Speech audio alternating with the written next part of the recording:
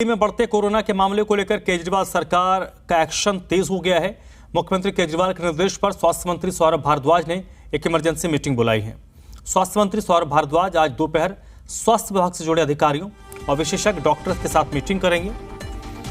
इस दौरान स्वास्थ्य विभाग के special secretary, director general health services, oxygen और टेस्टिंग के नोडल ऑफिसर, एलएनजेपी सहित कई अस्पतालों के मेडिकल डायरेक्टर शामिल होंगे।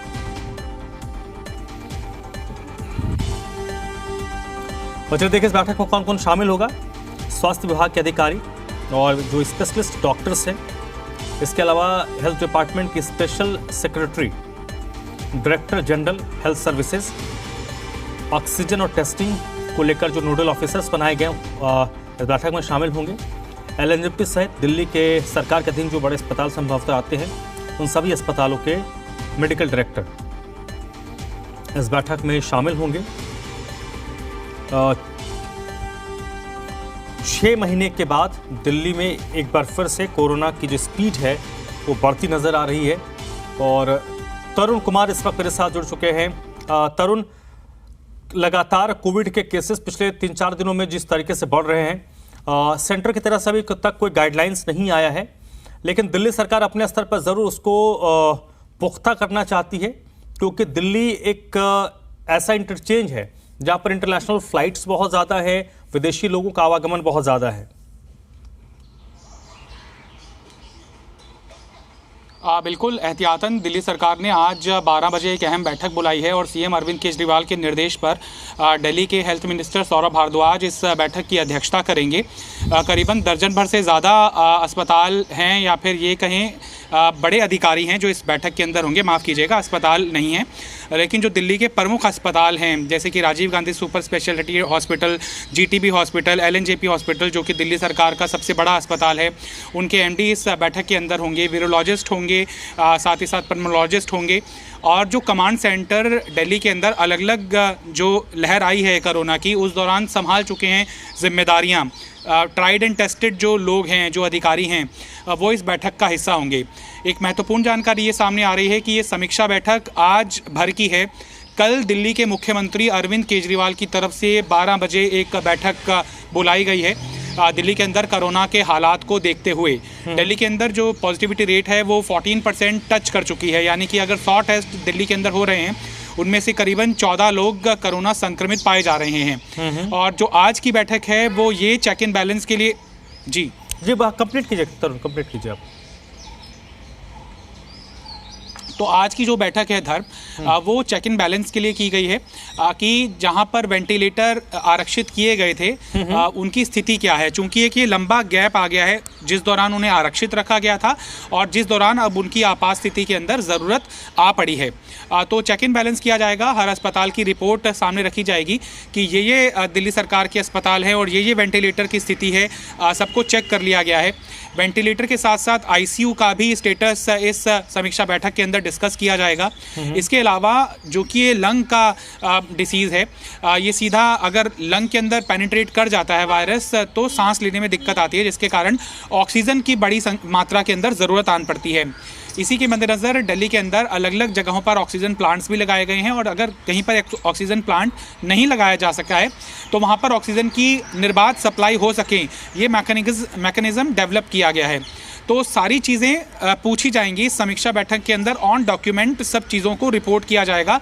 और इसके बाद जब एक पूरी रिपोर्ट तैयार हो जाएगी तो कंक्लूडिंग जो रिमार्क हैं, कंक्लूडिंग जो फैसले लेने की बैठक है, वो सीएम अरविंद केजरीवाल की तरफ से कल 12 बजे के आसपास शुरू होगी, जिसके अंदर संभवतः प्राइवेट अस्पतालों को भी निर्देशित किया जा सकता है, दिल्ली सरकार के अस्पतालों को भी निर्देशित किया जा सकता है और लोगों से सावधानी बरतने की तो अपील की ही जाएगी। दिल्ली सचिवालय के अंदर ये बैठक है और इस बैठक के अंदर 1 से 1.5 घंटे का समय लग सकता है और 1:30-2 बजे के आसपास स्थिति सामने आ पाएगी कि इस समीक्षा बैठक के अंदर क्या कुछ महत्वपूर्ण फैसले इशारे के तौर पर, संकेत के तौर पर सामने आ सकते हैं, जिस पर संभवतः सीएम अरविंद केजरीवाल की कल की बैठक के अंदर आखिरी मोहर लग जाएगी। ठीक है तरुण, आप मेरे साथ बने रहिएगा। तो तकरीबन 1 घंटे के बाद ये बैठक शुरू होनी है। सौरभ भारद्वाज जो दिल्ली के स्वास्थ्य मंत्री हैं, उन्होंने क्या कुछ कहा इस बैठक को लेकर, पहले वो अपने दर्शकों को एक बार फिर से सुनवा देते हैं। सभी लोगों को बुलाया गया है जो वायरोलॉजिस्ट हैं, जिन्होंने कमांड सेंटर पहले चलाया है, जिनके पास अब ये जिम्मेदारी है कि जितने भी ऑक्सीजन से संबंधित संयंत्र हैं वो सही चलें, हमारे ऑक्सीजन प्लांट सही चलें, ऑक्सीजन सिलेंडर्स के अंदर ऑक्सीजन पर्याप्त हो, वेंटिलेटर्स पर्याप्त मात्रा के अंदर हों, इसका प्रोटोकॉल जो है हर अस्पताल के अंदर हो, सभी तरीके के एक्सपर्ट्स को बुलाया गया है। बेड्स जो हैं ऑलरेडी जो हैं हमारे रिजर्व्ड हैं, रिजर्व्ड बेड्स को हमने छेड़ा नहीं है। अभी बहुत स्थिति पैनिक की नहीं है, अभी सरकार अपनी तैयारियां कर रही कि इनकेस कोई दिक्कत होती है तो सरकार की तैयारियां पूरी हैं। सौरभ भारद्वाज को आपने सुना, एक बार फिर से तरुण का रुख कर लेते हैं। तरुण, फिलहाल क्योंकि सेंटर की तरफ से जिन 6 राज्यों को कुछ गाइडलाइंस दिए गए हैं उनमें दिल्ली शामिल नहीं है, उसके बाद दिल्ली सरकार अपने स्तर पर जरूर कुछ एहतियातन कदम उठा रही है, अपनी तैयारियों को परखने की कोशिश कर रही है। सवाल मेरा है कि क्या आने वाले 1-2 दिनों में दिल्ली सरकार अपने स्तर पर कुछ गाइडलाइंस दे सकती है? पाबंदी कहना भी जल्दबाजी होगी, लेकिन कुछ गाइडलाइंस दिल्ली के लोगों को जारी कर किया जा सकता है? देखिए धर्म, अभी ऐसा लगता नहीं है कि स्थिति आई है कि दिल्ली के अंदर कुछ नियम कानूनों के ऊपर इम्प्लीमेंटेशन या फिर उनको और ज़्यादा स्ट्रिक्ट तरीके से इम्प्लीमेंटेशन में लाया जाए। उसके लिए कुछ चालान, जैसे कि मास्किंग के ऊपर 500 रुपये का था, नॉन मास्किंग के ऊपर सोशल डिस्टेंसिंग मेंटेन करने के लिए SDMs को एम्पावर्ड किया गया था। दूसरी जो वेव थी कोरोना की, जो देश के अंदर आई थी, जो ज़्यादा त्राहिमाम जिसने मचाया था, उसके बाद से ये थ्रस्ट पैदा हो रहा था कि सेंट्रल गवर्नमेंट निर्देशित कर रही है, जबकि जो माइक्रो लेवल के ऊपर स्टेट्स गवर्नमेंट को पता है कि उनके यहाँ पर समस्या इस समय सबसे ज़्यादा क्या है, प्राथमिकता क्या होनी चाहिए, कौन से वल्नरेबल सेक्शन है, कौन सा थ्रस्ट एरिया है।